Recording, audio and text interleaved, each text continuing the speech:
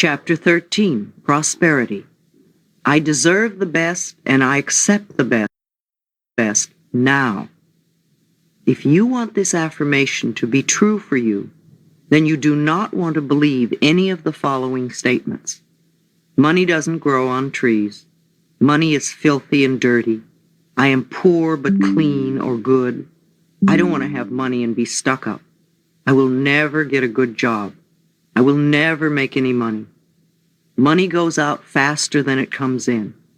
I'm always in debt. Poor people can never get out from under. My parents were poor and I will be poor. Artists have to struggle. Only people who cheat have money. Everyone else comes first. Oh, I couldn't charge that much. I don't deserve. I'm not good enough to make money. Never tell anyone what I have in the bank. Don't lend money. A penny saved is a penny earned. Save for a rainy day. A depression could come at any moment. I resent others having money. Money only comes from hard work.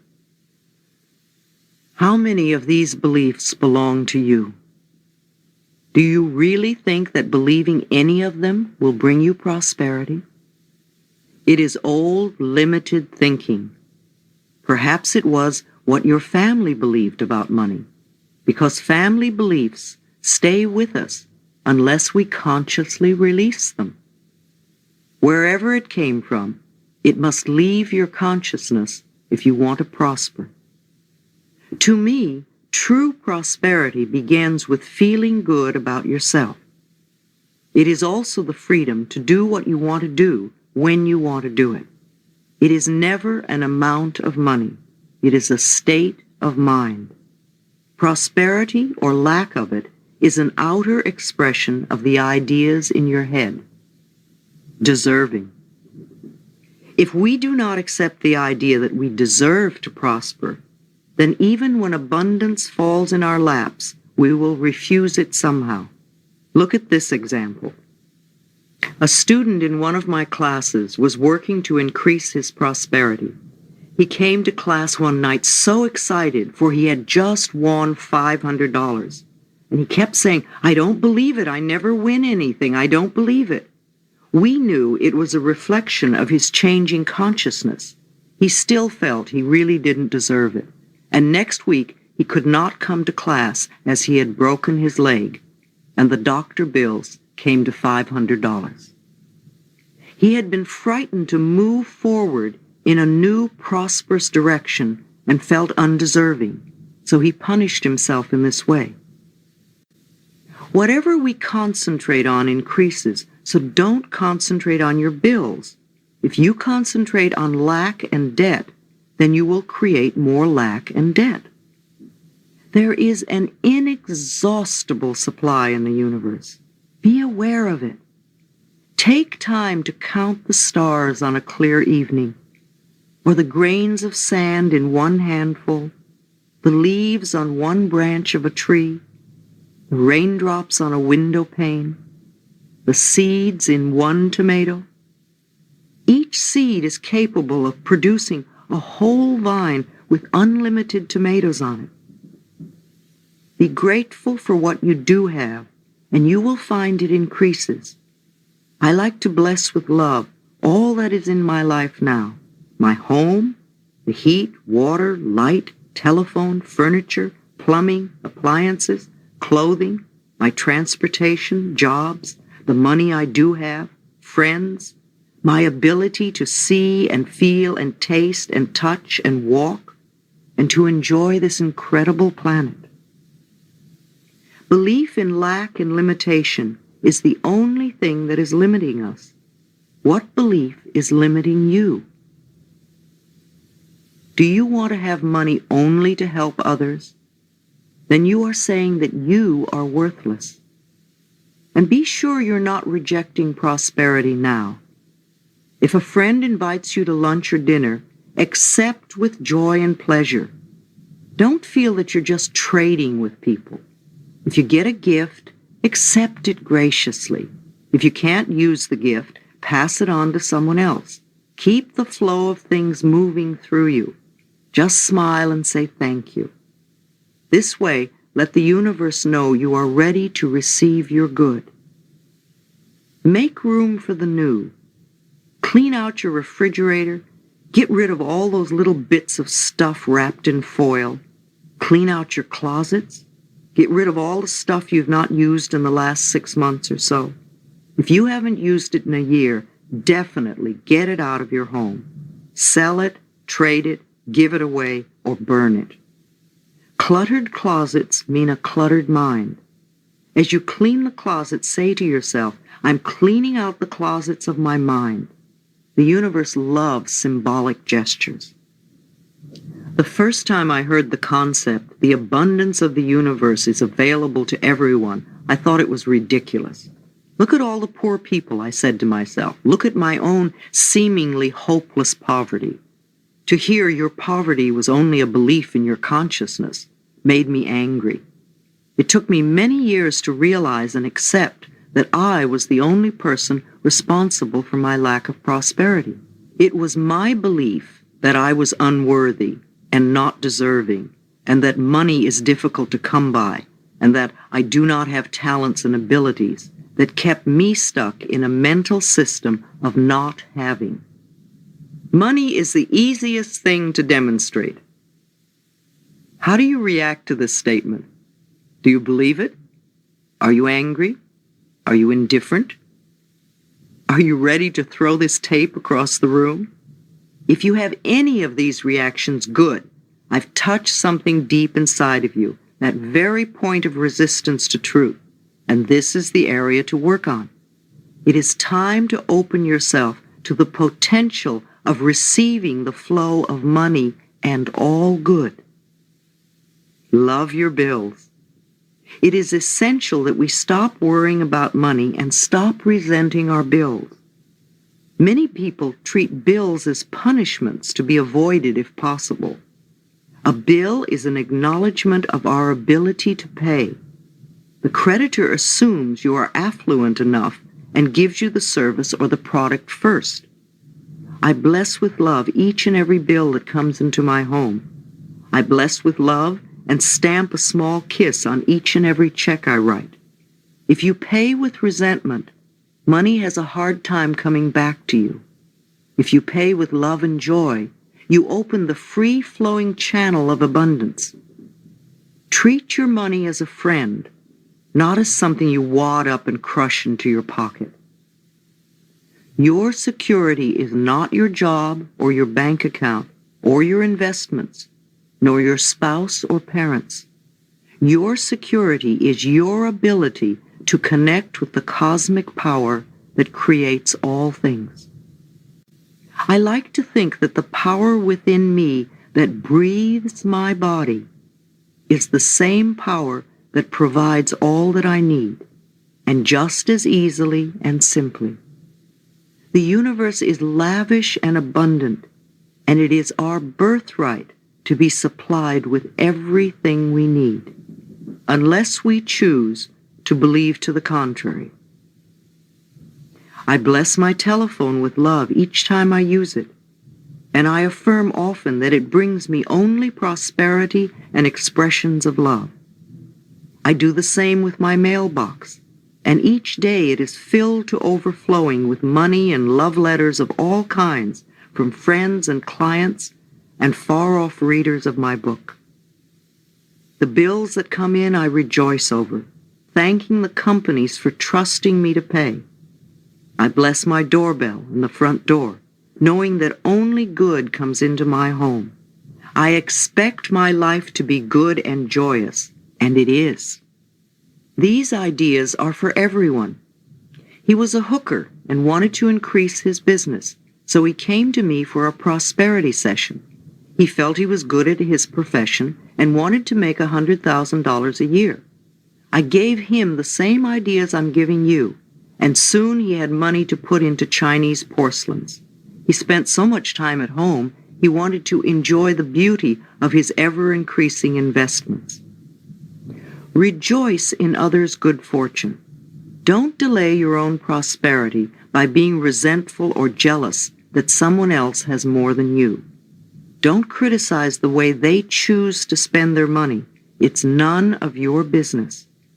Each person is under the law of their own consciousness. Just take care of your own thoughts. Bless another's good fortune, and know that there is plenty for all. Are you a stingy tipper? Do you stiff washroom attendants with some self-righteous statement? Do you ignore the porters in your office or apartment building at Christmas time? Do you pinch pennies when you don't need to, buying day-old vegetables or bread? Do you do your shopping in a thrift shop? Or do you always order the cheapest thing on the menu? There is a law of demand and supply. Demand comes first. Money has a way of coming to where it's needed. The poorest family can almost always get together the money for a funeral. Visualization, the ocean of abundance. Your prosperity consciousness is not dependent on money. Your flow of money is dependent upon your prosperity consciousness. As you conceive of more will come into your life. I love the visualization of standing at the seashore, looking out at the vast ocean, and knowing that this ocean is the abundance that is available to me. Look down at your hands and see what sort of container you're holding. Is it a teaspoon? A thimble with a hole in it? A paper cup? A glass? A tumbler? A pitcher? A bucket? A wash tub? Or perhaps you have a pipeline connected to this ocean of abundance. Look around you and notice that no matter how many people are there, and no matter what kind of container they have, there is plenty for everyone. You cannot rob another, and they cannot rob you. And in no way can you drain the ocean dry. Your container is your consciousness, and it can always be exchanged for a larger container. Do this little exercise often to get the feeling of expansion and unlimited supply. Open your arms. I sit at least once a day with my arms stretched out to the side and say, I am open and receptive to all the good and abundance in the universe.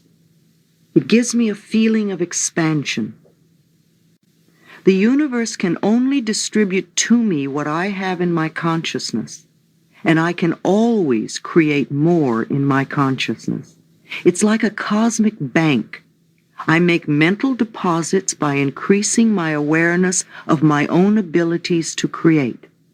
Meditation, treatments, and affirmations are mental deposits. Let's make a habit of making daily deposits. Just having more money is not enough. We want to enjoy the money. Do you allow yourself to have pleasure with money? If not, why not? A portion of everything you take in can go to pure pleasure. Did you have any fun with your money last week? Why not? What old belief is stopping you? Let it go. Money does not have to be a serious subject in your life. Put it into perspective. Money is a means of exchange, and that's all it is. What would you do and what would you have if you didn't need money? Jerry Gillis, who has written Money Love, one of the best books I know on money, suggests that we create a poverty penalty for ourselves. Every time we think or say a negative about our money situation, we fine ourselves a certain amount and put it in a container. At the end of the week, we have to spend this money on pleasure. We need to shake up our money concepts. I have found it easier to teach a seminar on sexuality than one on money. People get very angry when their money beliefs are being challenged.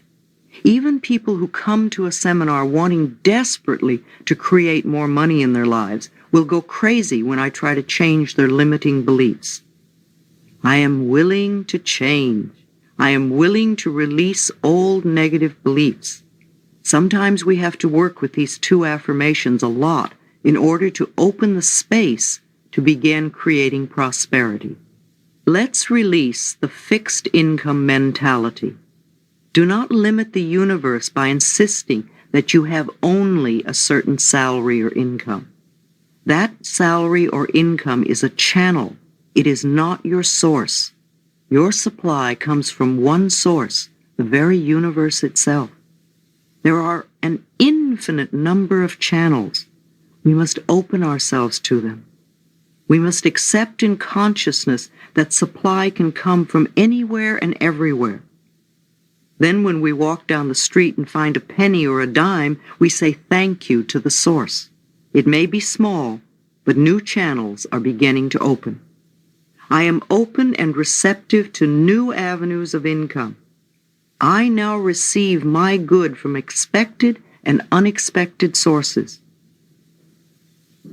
Recognize prosperity. Begin to recognize prosperity everywhere and rejoice in it. Reverend Ike, the well-known evangelist in New York City, remembers as a poor preacher, he used to walk by good restaurants and homes and automobiles and clothing establishments and say out loud, "That's for me, that's for me."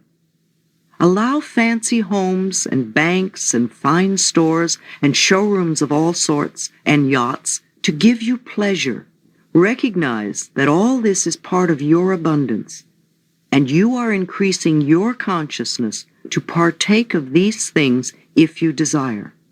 If you see a well-dressed person, think, isn't it wonderful that they have so much abundance? There is plenty for all of us.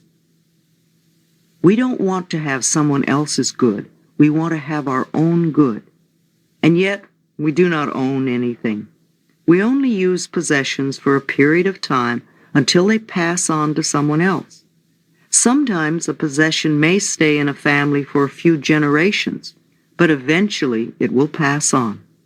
There is a natural rhythm and flow of life. Things come and things go. And I believe that when something goes, it is only to make room for something new and better. Accept compliments. So many people want to be rich, and yet they won't accept a compliment.